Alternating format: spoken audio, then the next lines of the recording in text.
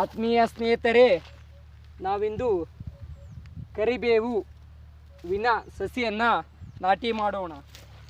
ಬನ್ನಿ. ಹಚ್ಚುವುದು ಸುಲಭ ಮತ್ತು ಸರಳ.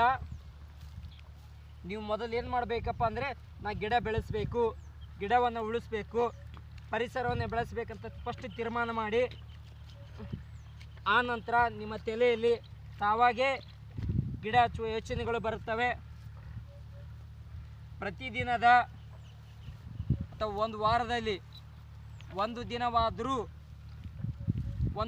ಕನಿಷ್ಠ ಒಂದು ತಾಸು ಗಿಡ ಹಚ್ಚುವುದಕ್ಕೆ ನಿಮ್ಮ ಸಮಯವನ್ನು ಮೀಸಲಿಡಿ. ಇದರ ಮೂಲಕ ಪರಿಸರವನ್ನು ಬೆಳೆಸಿ, ಪರಿಸರವನ್ನು ಉಳಿಸಿ.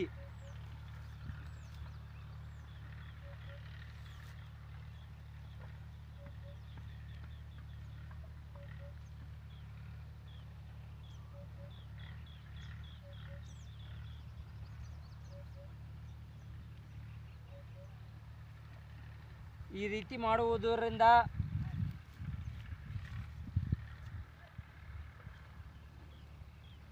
ನೀವು ನೆಟ್ಟಂಥ ಗಿಡ ಮುಂದೊಂದು ದಿನ ನಿಮಗೆ ಫಸಲನ್ನು ನೀಡುತ್ತದೆ.